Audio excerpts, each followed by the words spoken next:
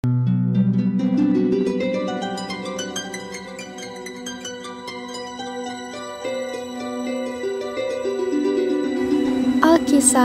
pada zaman dahulu kala di Jawa Barat terdapat sebuah kerajaan yang bernama Kerajaan Kuta Tengguhan yang dipimpin oleh raja yang arif dan bijaksana, yaitu Prabu Suwartalaya dan Ratu Purbamana. Rakyatnya hidup tenang, makmur, tentram, damai, dan sejahtera. Namun sayangnya, Prabu Suwartalaya dan Ratu Purbamana belum dikaruniai seorang anak. Yang mulia, hamba sarankan agar yang mulia mengangkat seorang anak saja. Tidak, bagi kami anak kandung lebih dari anak angkat. Ratu menjadi sering murung dan menangis. Melihat istrinya bersedih, sang Prabu pun ikut bersedih. Sudahlah Dinda, jangan murung dan bersedih terus. Jika Dinda bersedih, Kanda juga ikut bersedih. Bagaimana Dinda tidak bersedih? Sudah bertahun-tahun kita berumah tangga, belum juga dikaruniai seorang anak.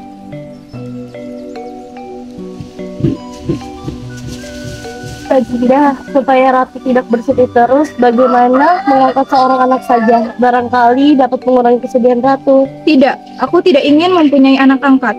Iya penasehat, aku pun tidak setuju jika harus mengangkat seorang anak. Ratu Purbamana masih terus menangis. Jangan terus bersedih, Dinda. Kanda akan berusaha lagi. Kanda akan pergi ke hutan untuk bertapa agar kita cepat dikaruniai seorang anak. Baiklah kalau begitu Kanda. Jika Kanda harus pergi ke hutan untuk bertapa, Dinda juga turut berdoa. Hati-hati Kanda.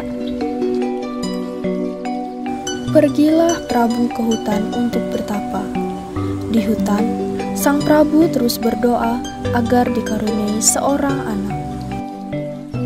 Setelah beberapa bulan kemudian, semenjak sang Prabu bertapa di hutan, permohonan sang Prabu pun terkabul. Sang Ratu telah hamil. Prabu, aku hamil. Benarkah itu? Iya benar, aku sudah pergi ke tabib istana dan tabib mengatakan bahwa aku hamil. Ini akan menjadi kabar yang terindah di kerajaan ini. Setelah melewati masa kehamilan, sang ratu pun telah melahirkan seorang putri. Putri kita cantik ya Dinda, dia juga terlihat lucu. Iya Kanda, kita harus bersyukur akhirnya kita dikaruniai seorang anak. Iya Dinda, Kanda bersyukur sekali. Bagaimana jika kita beri nama anak kita Nirwana? Dinda setuju? Dinda setuju-setuju saja Kanda. Kasih sayang sang raja dan ratu yang selalu memberikan apapun yang diinginkan oleh sang putri telah membuat anak itu tumbuh menjadi seorang putri yang sangat manja. Bila keinginannya tidak dikabulkan, maka ia akan marah dan tak jarang dia berkata kasar kepada orang tuanya. Tetapi masyarakat dan orang tuanya tetap menyayanginya. Bunda, aku mau seekor kuda. Kau sudah memiliki banyak kuda di peternakan.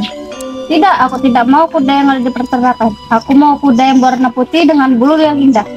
Kau sudah memiliki 54 kuda. Bermainlah dengan kudamu yang sudah ada. Tidak, aku tidak mau. Dasar orang pelit. Nirmala pun meninggalkan ibunya yang menangis sambil terduduk setelah melihat perlakuan anaknya itu. Tak terasa sudah 17 tahun umur sang putri. Dia tumbuh menjadi seorang putri yang sangat cantik di negeri ini. Seluruh rakyat pergi ke istana untuk memberikan hadiah kepada sang putri.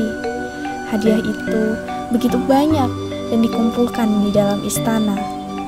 Sang raja mengambil sedikit emas dan permata, lalu ia pergi ke tempat ahli perhiasan untuk dibuat menjadi kalung. Bisakah Anda membuatkan saya kalung yang indah untuk putriku yang tercinta? Tentu saja tuanku, dengan senang hati hamba akan melakukannya. Terima kasih banyak.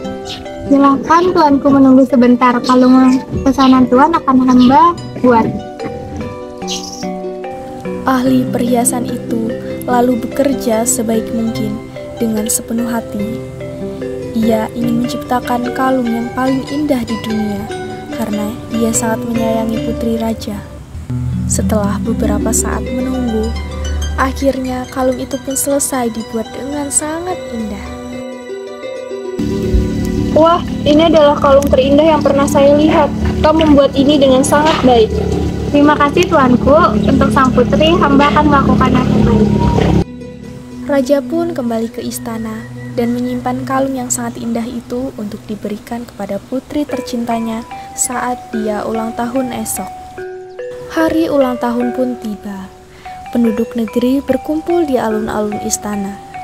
Ketika Prabu Suartalaya dan Ratu Purbamana datang, para rakyat menyambut dengan gembira. Sambutan hangat semakin terdengar ketika sang putri Nirwana yang cantik jelita muncul di hadapan semua orang. Semua orang mengagumi kecantikannya. Prabu lalu bangkit dari kursinya. Kalung yang indah sudah dipegangnya. Kemudian, Putriku, Nirwana, ini adalah ulang tahunmu yang ke-17. Iya, ya, aku mengharapkan hadiah yang indah untuk ulang tahunku yang ke-17 tahun ini. Selamat ulang tahun, putriku. Ya, Bunda. Ayah sudah mempersiapkan hadiah yang indah untukmu. Kalung ini adalah pemberian orang-orang penjuru negeri. Mereka sangat mencintaimu. Raja Prabu segera memberikan kalung itu kepada putrinya.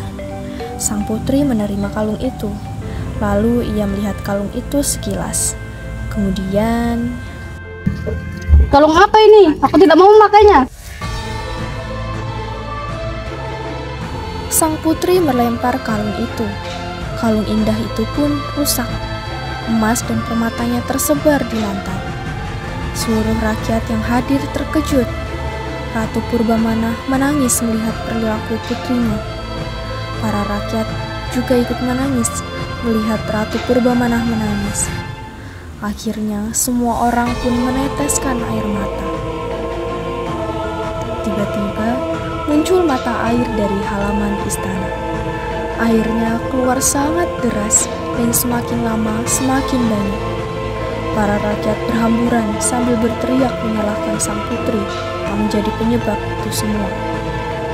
Sang putri yang sangat ketakutan, dia sangat menyesal atas semua perbuatan jahatnya.